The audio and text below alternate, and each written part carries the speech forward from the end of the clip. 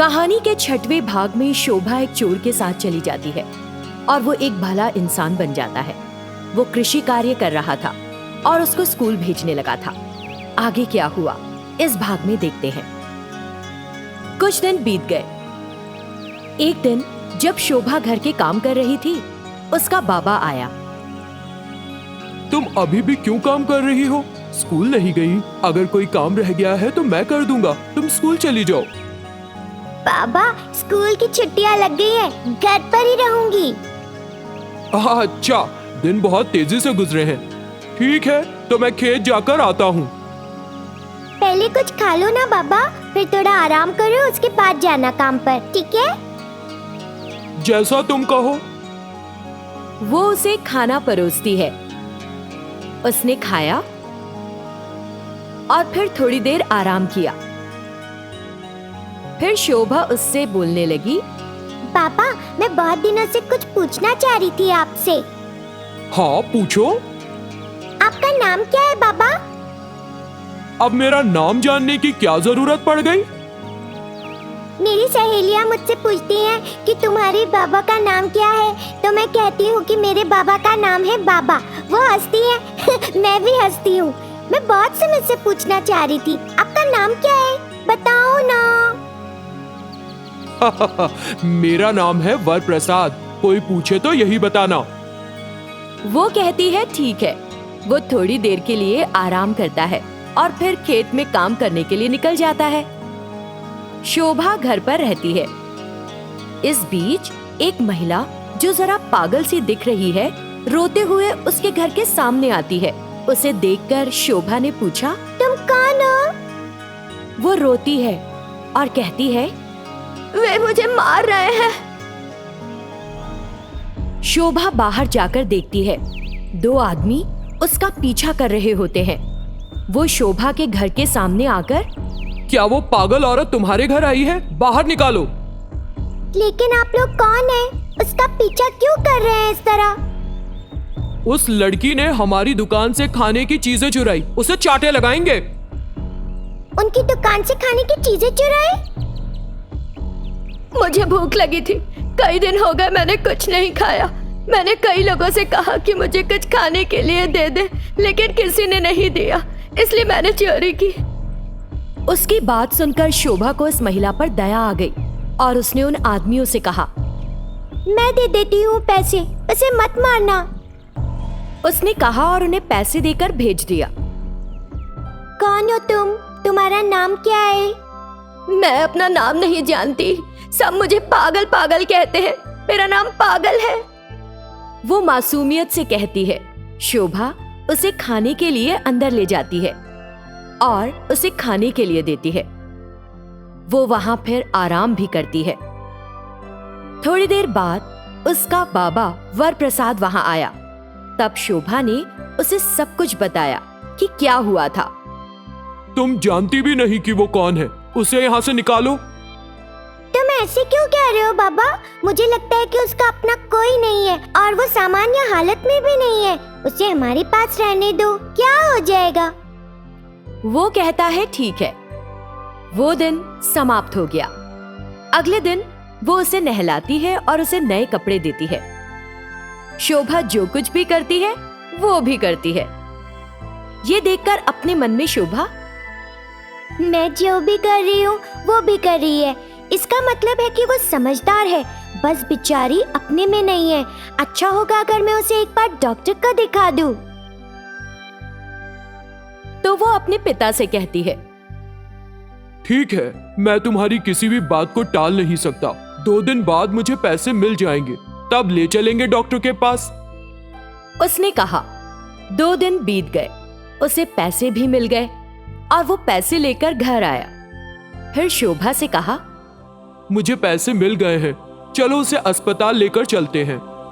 वो दोनों उस औरत को अस्पताल ले गए। वहां डॉक्टर ने उसका चेकअप किया। फिर डॉक्टर ने कहा, इस महिला के साथ कुछ ऐसा हादसा हुआ है कि इसकी याददाश्त चली गई है और सदमे में है। मैं इलाज शुरू करूं? इसमें और पैसा खर्च होगा। अगर वो ठीक हो सकती है तो जल्द से जल्द शुरू करें। डॉक्टर ने इलाज शुरू कर दिया। कुछ महीने बीत चुके हैं और उस औरत को अपना अतीत याद आ गया है। तब वो डॉक्टर से, डॉक्टर मैं यहाँ कैसे आई, मेरी माँ और पिताजी कैसे हैं वो दोनों? तनाव मत लो और मेरे सवालों का जवाब दो। वो उसे शांत करता है और फिर अपने सवाल पूछता है। तुम्हारे माँ और पिताजी कौन है? तुम्हारा गांव कौन सा है? डॉक्टर ने उससे पूछा तो, मेरा नाम कुमारी है, मेरा गांव रायसेन है। मैंने अपने माता पिता के साथ यात्रा शुरू की थी। सफर के दौरान हमारी कार का एक्सीडेंट हो गया। मैं और मेरे माता पिता गंभीर रूप से घायल हो गए। आगे क्या हुआ मुझे कुछ नहीं पता। कहाँ है वो दोनों? मुझे लगता है आपके माता पिता की मृत्यु हो गई है। यही देखकर आपको सदमा लगा और आपकी याददाश्त चली गई थी। 10 दिन से हैं यहाँ। डॉक्टर तो मैं यहाँ कैसे आई? मुझे कौन लाया था यहाँ? डॉक्टर बताता है कि क्या हुआ था। कुछ देर बाद वरप्रसाद वहां पहुंचता है। मेरा इलाज करवाने के लिए आपका बहुत बहुत धन्यवाद। इस सब की वजह मेरी बेटी है। उसने शोभा की सारी अच्छी बातें उसे बताई। सब सुनकर वो महिला हैरान हो गई। क्या मैं आपकी बेटी से मिल सकती हूँ? मुझे एक बार अपनी बेटी के पास ले चलो। उसने कहा तो वरप्रसाद ने कहा ठीक है और उसे घर ले गया। शोभा उसे देखकर, क्या तुम अब ठीक हो एकदम? तुम तो एक छोटी बच्ची हो, फिर भी इतनी दया। उसने उसे धन्यवाद दिया। फिर वरप्रसाद से, आपका बहुत बहुत धन्यवाद। अब मैं जाऊंगी। तुम्हारी याददाश्त लौट आई है ना? मम्मी पापा के पास जाओगी? वो रोने लगी और वरप्रसाद ने बताया कि क्या हुआ है। शोभा उदास होकर, ओ तो कैसे? कहाँ जाओगी तुम? हमारे साथ रहो ना। शोभा ने बड़े प्यार से कहा तो वो मान गई। सब एक साथ रहने लगे। ऐसे ही कुछ दिन बीत गए। कुंवारी महिला और कुंवारा पुरुष एक साथ रह रहे हैं। हर कोई उनके बारे में ऐसे ही बात कर रहा था। उनकी बातें सुनकर शोभा अपने मन में, हर कोई मेरे बाबा के बारे में बुरी बात कर रहा है। मुझे उनका मुंह बंद करना होगा।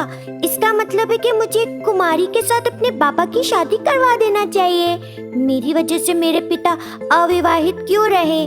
मैं अभी पापा से बात करती हूँ जाकर। इस बीच वरप्रसाद वहाँ आ गया।